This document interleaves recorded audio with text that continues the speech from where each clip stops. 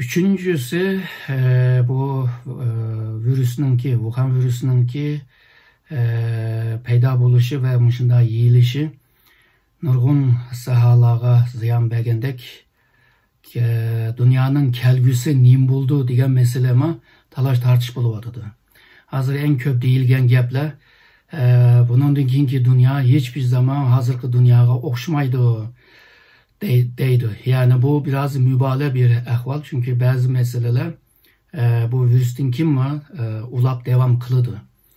Ama bu meselelerde ben dünyadaki en çok ya da en tanınan bilingen şu mütehassislerninki göz kararlarını sizlerge dep veriş bile birge anındaki men üzemninki göz kararını dep oylavadım.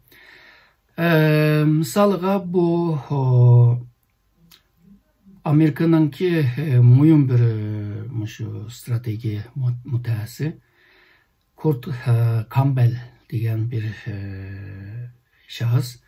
Bu 3. ayınınki 18. günüde şu Foreign Affairs diyen Amerika'nınki en ataklı jurnal hem de dünyada mı en ataklı jurnal. Bu jurnalda bir makale yazdı yani bir şahsıyla Rosh Doshi diyen birisiyle birlikte yazar. Bu Wuhan virüsünden kin dünyanınki tüzümü kandak boludu dep. Ve Amerika'nınki tereddüt davranışı ve Xitay'nınki tırışçanlığı ile birlikte aslında Amerika Xitay'a bir fırsat, bir imkan yaratkan oldu. Xitay mı bu imkanı çin tutup ve tırışvatkanlığını onun Xitay'nınki bir yetekçi bir roluna ilişkiyle birlikte aslında şu yeni dünyanınki tüzümünü şekillendirişte, ona dizayn kılışta bir rolunu aldı deyip bunda bir hülasa çıkargan. Ondan başka misalga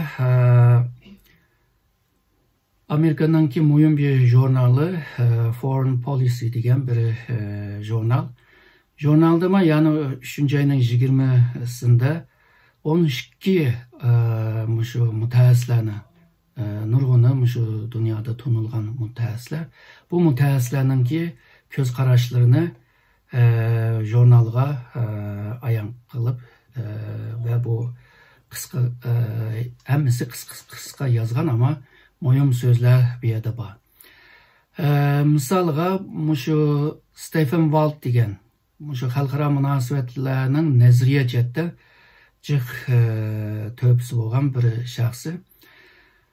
Onun digine kargancakta bu Wuhan virüsünden ki dünyada bekme sırtkı içilmeydiğen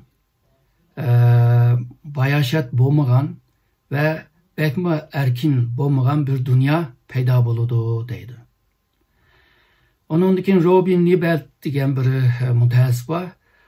Bu bolsa ebekmen diyen globalleşiş ahırlaşıdı. Bunun digine hem de Amerika'nınki yetekleyen ve dünyaya yaygan şu globalizm şu kiselden kinle tügeydiganlığını ifade kılgan oldu. Kalan misalga bazıları mında deydi. Amerika'nınki müşünde aciz çıkılışı ile birlikte Xitay merkezlik bir globalleşme başlığında davadıdı. Bu şahıs bolsa şu Kishore Mahbubani diyen birisi. Bu mu naiti Xitay hakkında nurgun neslerini yazan Xitay mütehassisi. Yakında bir kitap yazdı. O kitapta mı yani şu Xitay'nın bunun dikin cihanına soraydıganlığını yazgan. Onun dinkin John Ikenberry diyen. Bu mu Amerika'nınki hükümeti de mi işligen ve bu halkara münasebetlerde mi naiti ismi çoğun, namı çoğun bir şahıs. Onun digine kargancakta hazırki demokrasi devletlerininki manızvatkan demokrasi tüzümü hazırca belki tosaqlıqlarga uçraydı deydi. Ve şundaqla demokrasini bek xalamaydigan ahvallar payda boludu deydi. Ama uzun müddette yine bir şu pragmatizm bile şu qoğducu bir ideyadaki bir demokrasi payda boludu deydi. Yani bu bir yeni bir xil demokrasi ne oturup koyuyordu. Onun için Yusuf ne degen? Bu ma Amerika'nın ki atağlık bir mütehassisi ve halkara münasibetteki yumuşak güç degen hukumunu yaratkan kişi hamdi. Onun degenen kargancakta Amerika hazır şundaq halkaravi meselelerge cevap veremeyvadıdı. Ulanı oңşamayvadıdı, yetekçilik kılamayvadıdı. Bunda bir peyde Amerika yeni bir strateji, yani dünyaya karşı yeni bir stratejini yaratış lazım deydi. Hem de bu Yusuf Ney'nin ki düşüncesi şu, Amerika'nın katı gücü var ama yumuşak gücü aciz. Eğer de katı güç ile yumuşak güç ne? Hard power ile soft power'ını birleştirgen vaxtıda, birbirisiyle maslaştırgan vaxtıda Amerika yeniden yani güçlendiğanlığını. Tabii bunu teknolojiye sahip oluş lazım, ilimge sahip oluş lazım diyendek şartlama var. Ondan başka John Allen degen bir mütehassıs, ama Amerika'da tanılgan biri. O deydi şu kiselnin nimini yaratılganlığını bir bu kiselini yenivagan devlet yazalaydı. Bir yerde yani şu Amerika'nı esas kılıvadıdı ama Xitay'ını boş çağlaşma doğru emez davadıdı. Şununla bu hazırki şu virüsünü yeniliş tarihini yazış için çokum bu meselede bir yeni bir siyaset, yeni bir strateji, yeni bir göz karaş ne yaratış lazım diyendek geplerini düşüncene payda oturuğa koyuvadıdı. Misalga Richard Haas degan birisi, bu hükümetlerden kalgan ve mühim mütehassislerden biri. Bu deydi, bu virüsden keyin nurgun devletler aciz devletke aylandı. Yani çürüp ketken bir devletke aylandı.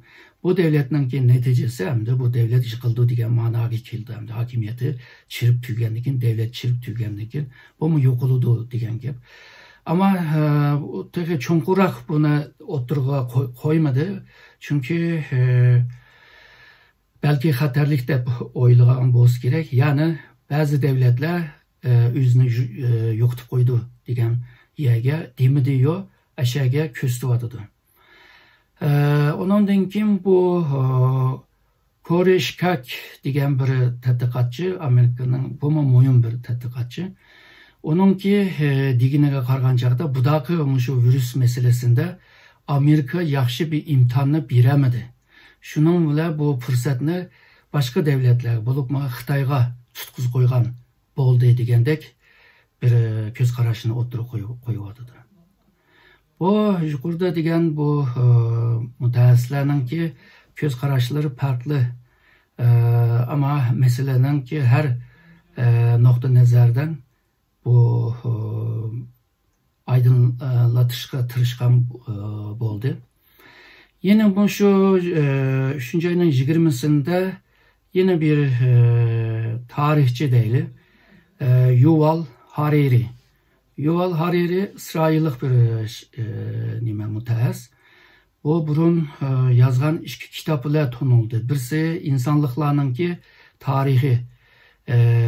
Yani birisi şu gelecekteki kısa tarih digendek kitabın yazgıcısı. Bu şu virüs meselesinden kin yazgan şu Financial Times'da yazgan bir makalesinde manda bir hülası çıkarıvadıdı. Yani biz hazır iki xil tallaşqa mecbur kaldık deydi. Birisi diktatörlük bile küzdüş ve şu demokrasi tüzümdeki şahslarınki haqqlarını qandaq qoğdaq qilish, bu ikki meselede tanlashga mecbur qaldık deydi. Yani bir meselede bo'lsa, birisi milletçilik bilan milletçilikni yaratgan yalg'uzchilik ve shundaqla shu xalqaro ittifoq arasında qaysini tanlash meselesi deydi. Yani diktatörlük küstüş digine bu Xitayni davadıdı. Yani Xitay yakınki zamanda yüksek teknolojiye tayinip durup bir insanın ki hem yüzünü, hem DNA'sını, hem nimini şu bir uçur kılıp, ambarga saklap, bunu analiz kılıp durup, bir adamın ki nim oylavatkanlığını, nim düşünüp, nim kılmakçı boğanlığını ügünüp, onunla numur berip, bu adam sak adam mı, emes mi degandek, şu meseleni oturup koyuvadıdı ve bu teknoloji bazı devletler tarafından kabul kılıp, Xitay mı bu teknolojini xalqlarga yiyivadıdı. Bu xil yüksek teknolojiyle bir adamın ki erkinliğine şu depsendi kılışı, ebeki degandek demokrasi hakları ve insan haklarına depsendi kılıdı o. Bu iki xil ahvalının qaysini tanlash meselesi qiyin davadıdı. Hem de ebeki degen bu milletçiliknin ki yalguzchilik bilan şu xalqaro ittifoq yani hamkorlik qilishni tanlash meselesini bu aniq bir mesele. Bunu o'tirg'a qo'ygan bo'ldi. Xeyli uzun bir makale. Onundan başka şu ebeki ismi ötken şu Yosef Ney degenning yazgan iki makalesi var. Birisi şu Project Syndicate degen bir torbette yazgan bir makale. Yani Amerika ve Xitay ikisi bu virüske karşı imtihandan ötemedi ya ki nimeden şu sınavdan ötemedi degandek bir makale yazgan oldu. Bu makalede aslında bunda xalqaro meselelerde Xitay bilan şu Amerika birlikte kılalatdı deydi. Ama hemisi kılamadı bunu. Şununla bu sınavdan ötemedi deydi. Onun ikinci bir makalesini şu National Interest degen jurnalda, bu mühim bir jurnal. Bu jurnalda ilan kıldı.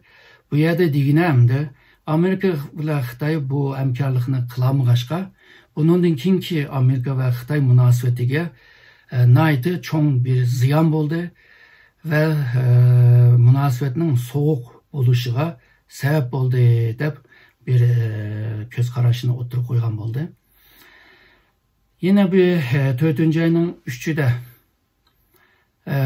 Henry Kissinger'nin ki şu Wall Street Journal'ın ki gazetede yazgan bir makalesi var.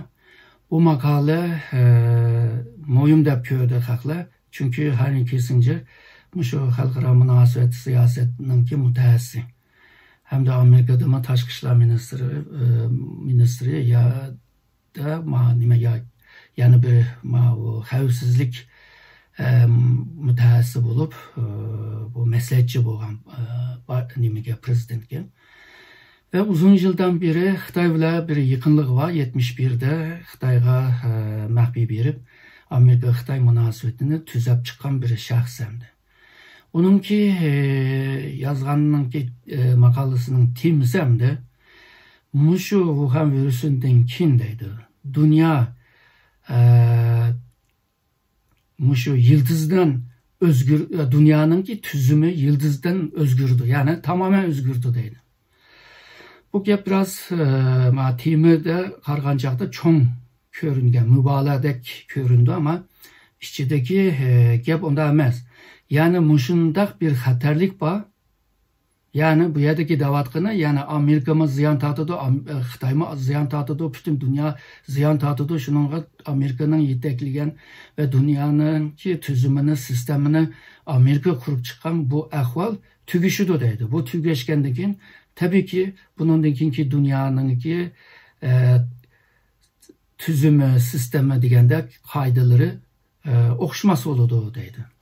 Bir yerde hem de bunu aldığını eliş için deydi Amerika yani yetekçilik gücünü üstüge iliş lazım deydi. İliş üçün üç meselede bir tavsiye kılgan oldu.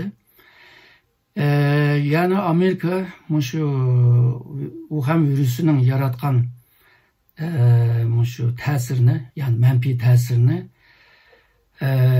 aldığını iliş üçün nurgun bir faaliyetlerine kılış lazım. Bu köperek şu tıbbi cetteki faaliyetler ve siyasetine ilip giriş lazım. İkincisi, şu virüsünün yaratkan iktisadi zerbe. Çünkü bazıları şu iktisatının ki yaman ziyanga uçraydıganlığı, paleş olup kaldıganlığını davadıdı. Emmeden mi bunu mu körüvadıdı aslında. Şununla iktisatını güçlendirdiğin bazı siyasetlerine ilip giriş lazım. Yine üçüncüsü, Amerika yine şu erkin dünyanın ki tüzümünü yine üstüge ilip bununki prinsipal oğanlığın boluşunu ve bazı prinsip ve sistemini şekillendirişe tırış lazım deyip Amerika'nı tavsiye kılıvadıdı. Hem de şu yukarıdaki mütehassislerin hamısının ki göz kararlarını jığıp gelgen çağda bunun ikinci dünya belki üç yıl bulup şekilleniyordu. Birisi şu Amerika'nın ki yetekçiliğinde dünyanın sistemin tüzümü yenile burunkudek buludu ve devam kılıdı. Ama bununki bir şartı olsa şu hazırki mevcut siyasi, iktisadi, teknoloji ve marifcetteki şu küçüyle birlikte yukarı teknolojiye bulup mu hazırki davatkan sunni akıl diyen bu teknolojiye ekmet birişi lazım buluvadıdı. İkinci xil bir dünya olsa Amerika acizlap, Amerika'nın haklarının çattığı da yok, özü olup ketken takdirde o vaxtıda Xitay şu yetekçi rolunu oynaydı deydi. Ama Xitay'nın ki meli iktisat cetten, siyasi cetten, şu harbi cetten, mutabiye cetten, xavfsizlik meseleler cetten malum bir seviyeye geldi. Dünyanın ikinci iktisadi güç, birinci ticaret gücü. Ama Xitay'ın yetekleyen bu dünya da nurgun meseleler çıkış mümkün deydi. Çünkü Xitay'ın ki bir katı gücü yetişken bile Amerika'nın seviyesi de emez deydi. İktisat cetten belki bir 10-20 yıldınki Amerika'nın iş biter ama başka sahalarda Amerika'nın iş bitişi pek kıyın deydi. Ve en mühimi Xitay'ın ki yumuşak gücü, yani soft power'ın ki yetersizliğini, ideyalarının yetersizliğini ve bütün dünyaya özünün ki sunalaydıgan kıymet karaşları ve şundakla milli mefkure, yani kültürünü, milletini tanıtıdığan alaytlıklarının ki aciz boğanlığını ve budakı şu virüsten töpeyli her xil yavayı hayvanlarını yep, muşunda kisel peyda kılgan degende köz karaşlama dünyada yeyilivadıdı. Şununla bu Xitay'nın ki oturgu çıkıp yetekçilik rolünü oynayman dese, Amerika bununla ruhsat vermeydi. Amerika bir yergici belki Xitay'ın aldığını tosmaydı ama malum bir menfetke bulup mu çonkur bir menfetke çıkınıgan vaxtıda Amerika'mı cim tumaydı. Amerika ile Avrupa Birliği'nin arasındaki münasebetlerinin jiriklişi Xitay üçün bir paydılık oldu. Rusya'nın ki hazırgacha Xitay'ını kollap gelişimi Xitay üçün bir paydılık oldu. Şu Avrupa Birliği'nin ki çeçilangu buluşu, virüs peyda bolgan vaxtıda mı köydük Avrupa Birliği bu birlikte hareket kılamıganlığını mı köydük. Aslında şu 2008'de iktisadi krizden kin Avrupa Birliği birlikte hareket kılamaydıgan bir ahvalga düşüp kalgan. Jığıp kelgen çağda Xitay'nın ki Amerika'nın yerige ötep dünyaya yetekçilik bir rolunu oynaydıgan bir ahvalma peyda bolmaydı dep oylayman. Üçüncü bir ahval bolsa hazırkı vaziyet, yani Amerika bilan Xitoyningki her sahadaki bu tirkishish, kurash qilishi devam qiladi deb o'ylayman. Ba'zi sahalarda belki hamkorlik qila oladi. Misoliga bu inson qochoqchilikdan, shu mal etkazchilikdan, pasaportdan, bu nima boshqa saxtachilikdan belki birlikte hamkorlik qila oladi. Ama milliy manfaatga kelgan chog'da o vaqtida ishki davlatlar belki dokunuş qilish lazım. Bu yerdagi meselelerninki en muhimi, misalga Xitoy Janubiy Xitoy dengizi, Tayvan meselesi, Hong Kong meselesi, Uyghur meselesi, Tibet meselesi degandek nurg'un bir meseleler bu iki devletlerin arasındaki bu cidallerle devamlı yukarı bir seviyede olmasını devamlı şu gün tertipte peyda buludu. Ve o gün tertipte yerine ağam buludu. Yani iki devlet bazen yaxşı olub qalsa, hazırkı mən deganlar gün tertipten biraz tövəngi düşüp qalıdı. Ama iki devlet jirikleşip alğan çağda yani gün tertipke kelip ısıq meselege aylanıdı. Şununla menimki göz karışım hemde gelecekteki bu virüsün kin, yani Wuhan virüsünü yaratkan bu menfi ahvallardan kin ki dünya cık bir özgürlükler bulmaydı. Özgürlükler tıbbi cetten, sıhhiye cetten bir özgürlükler buluş mümkün.